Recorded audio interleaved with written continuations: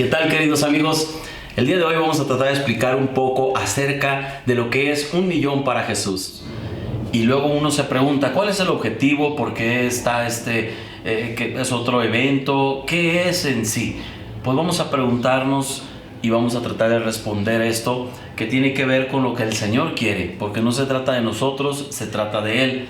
Y bueno, aquí en la palabra en 2 de Timoteo, capítulo 2, inicia el versículo 1 diciendo: Tú pues, hijo mío, esfuérzate en la gracia que es en Cristo Jesús, lo cual has oído de mí ante muchos testigos. Esto encarga a hombres fieles que sean idóneos para enseñar también a otros. En este caso, estamos viendo que los planes de Dios para ejecutarse en la tierra, ¿cómo los ha hecho a través de la historia? Veamos esto. Dios, que está sentado en su trono, Él entrenó a su primer discípulo, y es lo que vamos a hablar ahorita. El propósito es retomar el discipulado del Señor, lo que Él vino a enseñar. Primeramente dice que vayamos, evangelicemos, y que esas almas sean que entren luego al discipulado. ¿Qué es el discipulado? El discipulado es regresar al modelo original de aquel que nos lo vino a enseñar. Pero Él, ¿de dónde lo tomó?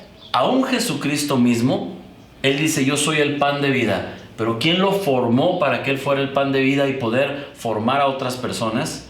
Pues Dios en su trono lo discipuló, porque Jesucristo mismo dice: todo lo que ustedes vieron de mí, todo lo que yo oí del Padre, todo lo que vi del Padre, eso es lo que yo hago, eso es lo que yo hablo. Las palabras que yo les he hablado no son mías. Esa parte es muy importante. Muchas veces los seres humanos nos apropiamos de las palabras, nos apropiamos de los manuales, nos apropiamos de lo que está escrito, cuando el Señor Jesús mismo dijo: ni siquiera esas palabras son mías, esas vienen del Padre. Entonces, aquí, entendiendo el principio del discipulado, es que el Padre, nuestro Dios, formó a su Hijo, al unigénito, lo envió a la tierra para que Él fuera el pan de vida. Ahora, vamos a tomar como ejemplo la vida de Pablo. Pablo fue un discípulo en el espíritu de Jesús, porque Pablo ya no le tocó físicamente caminar con Jesús, pero Pablo tiene un encuentro con Jesucristo, y a través de ese encuentro Pablo se dedicó a que lo modelara. Él empezó a dejar que Jesús modelara su vida. ¿Y cómo lo hizo? Quisiera ver un ejemplo a través de cómo es que el pan de vida se está transmitiendo a las siguientes generaciones, y cuando no perdemos la esencia, cuando no perdemos el origen de todas las cosas, podemos regresar y no perdernos. Actualmente se oye de tantas doctrinas que salen, tantas situaciones que traen confusión. Y bueno, somos advertidos que en estos tiempos vendrían tiempos peligrosos. Y hablando un poco acerca, esto no es nada nuevo, pero hablando un poco acerca de las doctrinas y las religiones y tantas cosas que han salido, el Señor nos ha mostrado ¿qué son las doctrinas? ¿Qué son las religiones? Bueno, es como este espacio en el cual es un laberinto. Y este laberinto que se establece, hay denominaciones que ponen ciertos obstáculos, ciertas normas, ciertas políticas, y esto lo que hacen es que en este caso vamos a poner un ejemplo. Aquí está el ser humano, y la iglesia tenemos como propósito y responsabilidad el poder cómo les vamos a mostrar a Dios, porque Jesucristo estableció ya la relación personal con el hombre, con Dios, y vamos a poner que en este caso aquí está Dios. Todas las denominaciones, religiones, etcétera, todo lo que tiene que ver con las doctrinas que han salido, cada vez hay doctrinas más complicadas que sigue habiendo aquí. En este caso, lo mismo, el hombre que acaba de nacer de nuevo, la mujer que acaba de nacer de nuevo, y hay tantas situaciones tan complicadas que hay gente que aún para poder llevar al mismo objetivo, que es llevar a Dios, es muy complicado. Está lleno de cosas que ni ellos pueden, que fue algo que sucedió en la primera venida de Cristo. Cuando Jesús vino, se encontró con los sistemas de los herodianos, de los fariseos, se encontró todas aquellas oposiciones. Ellos habían creado laberintos tan difíciles que nadie podía tener acceso a poder entrar a las Escrituras y tener una relación y una revelación de parte de Dios. De tal manera que Jesucristo hizo algo. Dice la Biblia que él se sentó en la sinagoga. Bueno, él fue y tomó el rollo, el libro, y cuando él se sentó, él lo abrió, y en Isaías 61, cuando él lo lee, todos esperaban, ahí dice la Biblia que esperaban qué interpretación le daría, qué parte los llevaría del laberinto. Pero Jesucristo dijo algo. Él les dijo nada más: hoy se ha cumplido delante de ustedes esta escritura.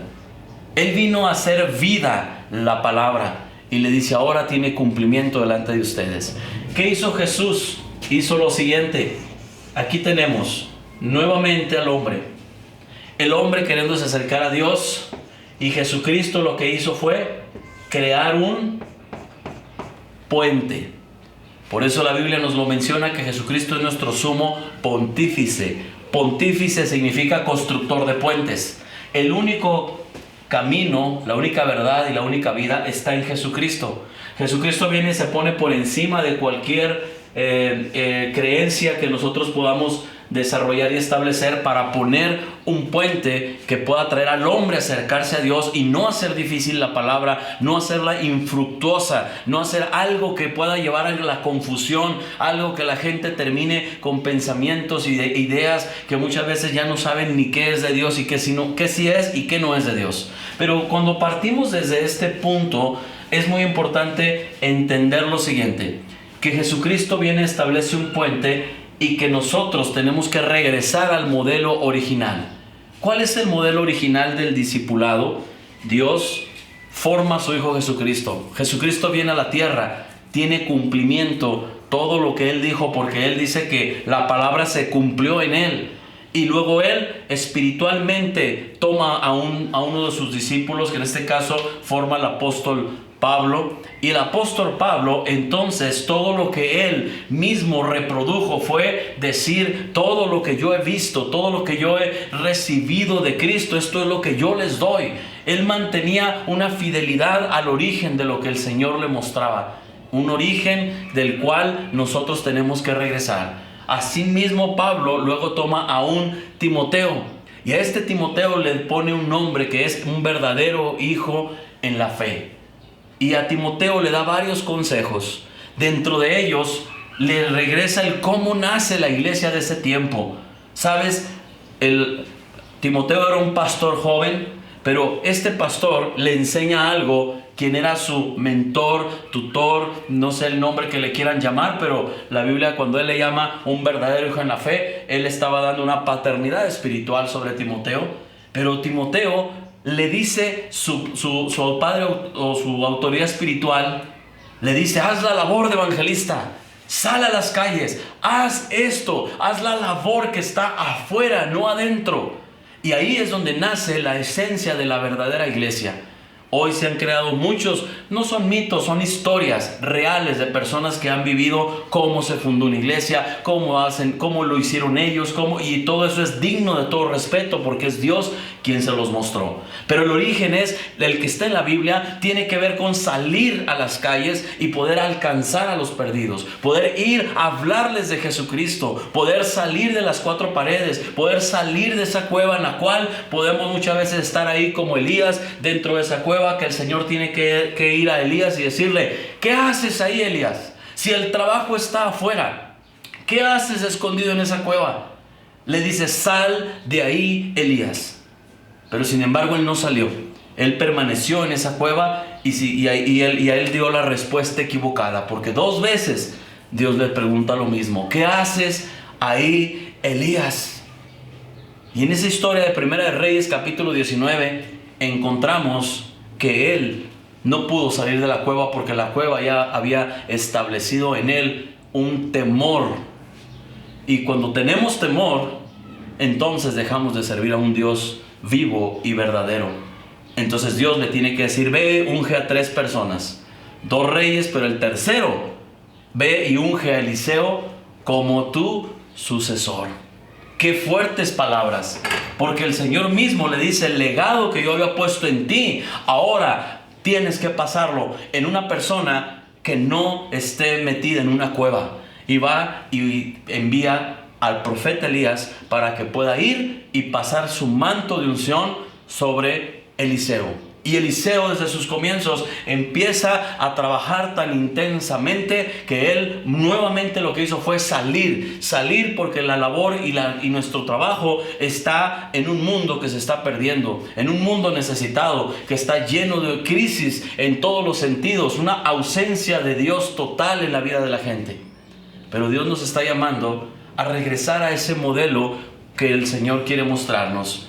¿Y qué hace una vez que forma Pablo a ese hijo espiritual, a ese hijo, un verdadero hijo en la fe? Cuando él lo forma, le da el siguiente consejo. Ahora, Timoteo, fíjate, escoge hombres fieles. Es el siguiente paso.